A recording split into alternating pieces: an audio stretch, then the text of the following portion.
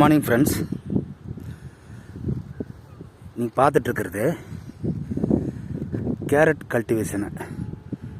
Carrot எப்படி விதை போடணும், எப்படி பேடு அடிக்கணும், பேடு எதுக்காக அடிக்கிறோம், எப்படி பாத்தி பிடிக்கிறாங்க அப்படின்னு பார்க்குறோம். இங்கே பாருங்கள், இந்த மாதிரி தான் கேரட்டுக்கு பேடு. கேரட்டு, பீட்ரூட்டு, கிழங்கு அந்த ஐட்டத்துக்கெல்லாம் இப்படி தான் அடிக்கணும் பேடு. பாருங்கள், உங்களுக்கு தெரியும். பாருங்கள், கேரட்டு போட்டுட்டு இந்த மாதிரி கோடு எடுத்து இந்த அம்மா போட்டிருக்காங்க பாருங்கள், ப்ளூ கலராக தெரியும் பாருங்கள். இப்படி தான் போடணும். அங்கே பாருங்கள் போடுறாங்க.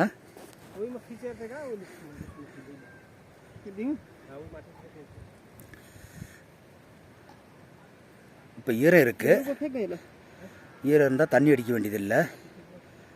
ஈரம் இல்லைன்னா தண்ணி அடிக்கணும். ஒரு 3 நாளைக்கு ஒரு டைம் தண்ணி அடிக்கணும். அப்போ தான் அந்த விதை வெடித்து வெளியே வரும். நம்ம பாருங்கள், கை பக்குவமாக அளவாக போடுறாங்க. தாசியும் போடக்கூடாது, பக்கமும் போடக்கூடாது. பாருங்கள்,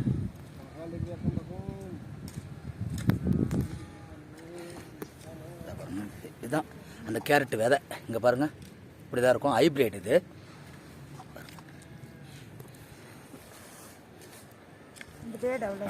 பாருங்கள், அந்த பக்கம் பேடு அடிக்கிறாங்க பாருங்கள் புதுசாக கேரட்டுக்கு.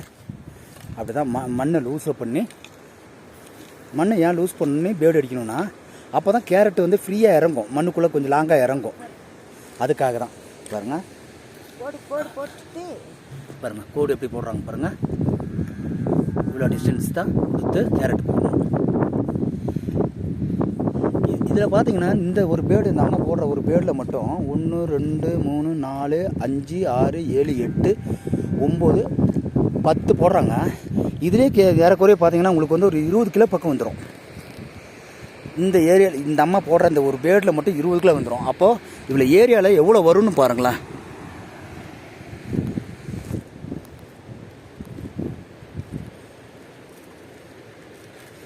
जी कितना दिन में ऊपर आ गया उठाओ. இந்த விதை பார்த்தீங்கன்னா 15 டேஸில் வெடித்து வெளியே வருன்றாரு. வெளியே வருமாமா. இங்கே பார்த்தீங்கன்னா நார்த்துக்காரங்க, இந்த அம்மா தமிழ் ஆள். இவங்க தான் இந்த ஏரியாவில் கல்டிவேஷன் பண்ணுறாங்க. சின்ன இடம் தான், அதனால் 3 நாள் இதில் இது பண்ணுறாங்க. S Ranjitha responding.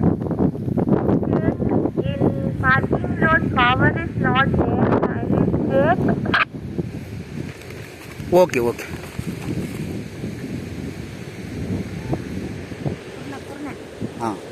பாருங்க, இது பார்த்தீங்கன்னா அந்த குருணை மருந்து அடிக்கிறாங்க.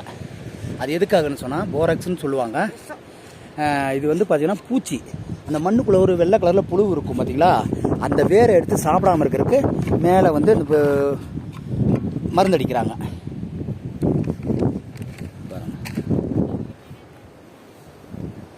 குட் மார்னிங்ப்பா. பாருங்கள், எல்லாம் பண்ணி முடிச்சுட்டு நம்ம எப்படி க்ளோஸ் பண்ணுறாங்க பாருங்கள். அந்த விதையை பாருங்கள். ரொம்ப டீப்பாகவும் போடக்கூடாது, மேலேயும் போகக்கூடாது. மழை அடித்து அது எல்லாமே வெளியே வந்துடும், விதை வேஸ்ட் ஆகிடும். பாருங்கள், அவ்வளோதான். 15 டேஸில் இந்த விதை முளைச்சி வெளியே வரும்.